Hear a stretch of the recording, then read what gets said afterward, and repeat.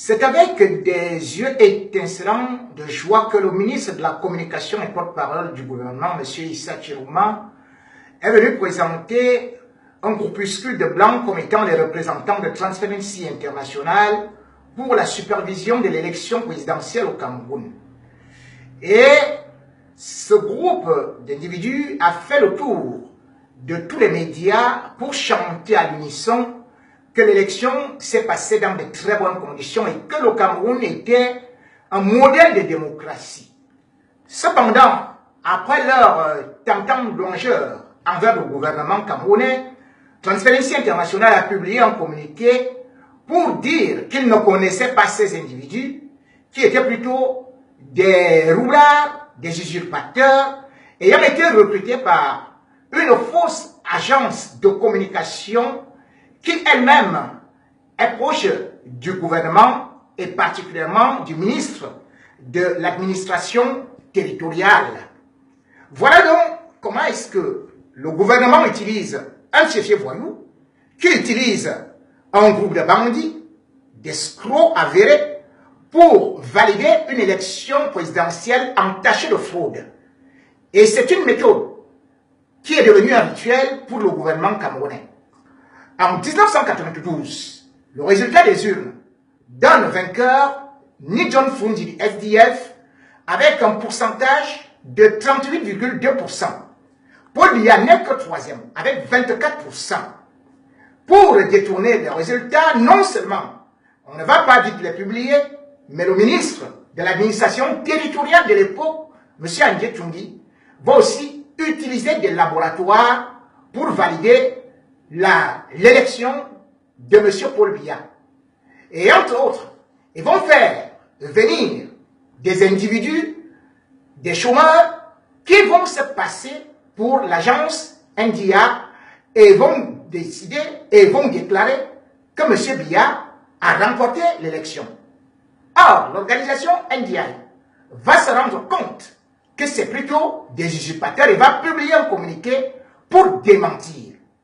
Voilà donc comment est-ce que le gouvernement camerounais a toujours fonctionné comme un foyer de délinquants dirigé par un chef de gang, M.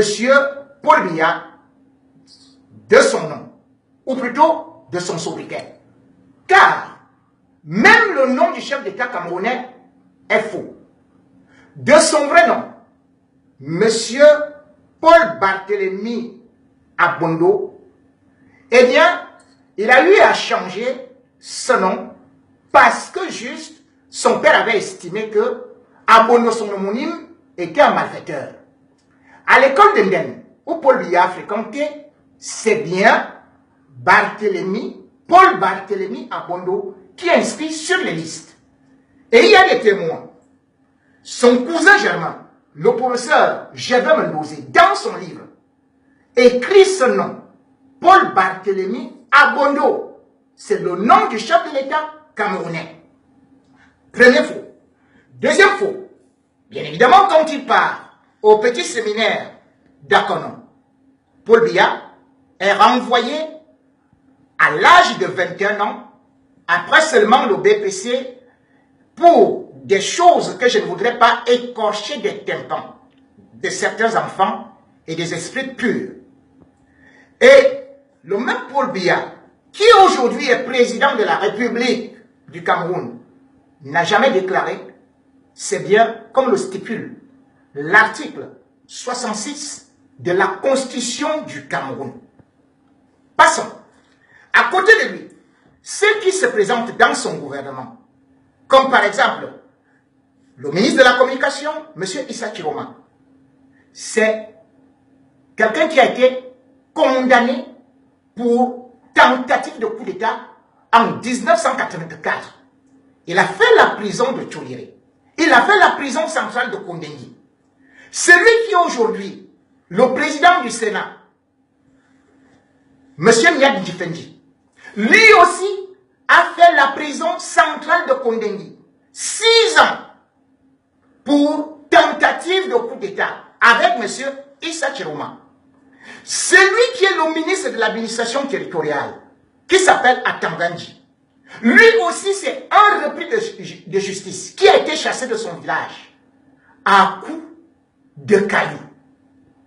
Celui qui s'appelle le ministre de l'enseignement supérieur, qui s'appelle Famandongo, c'est lui qui a eu à détourner les 4 milliards de l'allumage de la CRTV sur satellite et qui est parti faire le coup fumant des faux ordinateurs à 500 milliards. C'est eux qui aujourd'hui sont en train de donner des leçons de morale au monde alors qu'ils ne sont que des brigands. Comment peut-on dire aujourd'hui que M. Kamto, c'est lui le faussaire parce qu'il a déclaré une victoire? Mais qu'attend-on pour déclarer les résultats à l'élection présidentielle? Regardez, le 7 octobre, le Brésil, avec 147 millions d'électeurs, a eu à déclarer les résultats la même soirée. Le Cameroun, avec 4,5 millions d'électeurs seulement, ne parvient pas à déclarer les résultats 4 jours après. Et on dit que c'est impossible en Afrique. Or, à côté, le Nigeria l'a fait. Et même pas seulement le Nigeria. Un pays comme le Rwanda. Le Rwanda avait 6,9 millions d'électeurs. Donc, à peu près 7 millions d'électeurs. Presque le double du Cameroun. Le Rwanda a tenu son élection présidentielle le 4 août 2017. Le 5 août 2017, c'est-à-dire un jour après, les résultats étaient connus. Pendant ce temps, les laboratoires de la tricherie de M. Biya nous disent qu'il est impossible de déclarer des résultats dans un pays comme le Cameroun. Parce que nous sommes encore au Moyen-Âge et que nous utilisons les techniques du Néandertal. En fait, M. Biya a toujours triché. Et chaque fois qu'il a triché, il a profité d'une seule chose, diviser pour mieux régner. Venir avec le tribalisme. Oui. Et il faut se dire que M. Biya, à une certaine période, a utilisé ses ministres pour qu'on ne puisse jamais voter quelqu'un du Nord, sous le prétexte que si jamais on redonnait le pouvoir à un Maguida, c'est le mot qu'ils ont utilisé, ils vont castrer tous les bêtis. Par la suite, ils ont interdit qu'on donne le pouvoir à un anglophone, en les surnommant les anglophones. Nous voici donc dans le problème de l'Ambazonie. Ils ont refusé au Bassa en disant qu'ils étaient des criminels. Ils ont refusé à tout le monde. Et maintenant, on est en train de dire que Mbamileke ne peut pas diriger le Cameroun.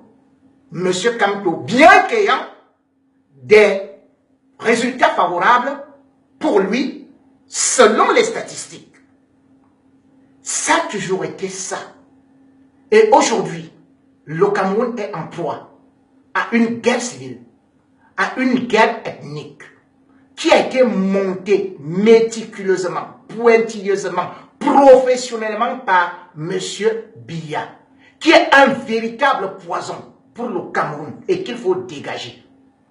Camerounaises et Camerounais, moi qui vous parle, je suis Zambéti, mais je suis Bamileke aussi.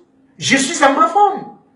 Parce que le Cameroun a 287 ethnies.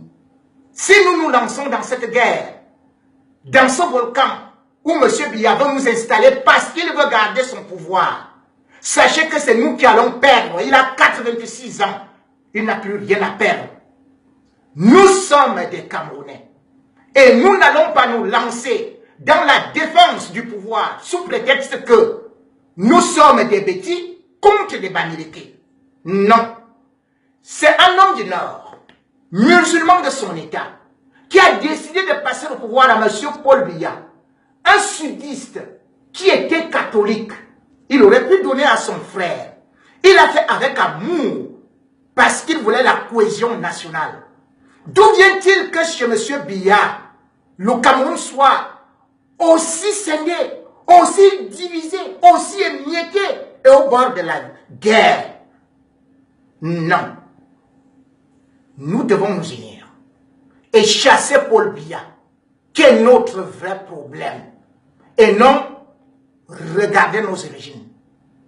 Car, comme le disait une fois de plus Freud, une nation, c'est un ensemble de personnes unies par erreur sur un même territoire.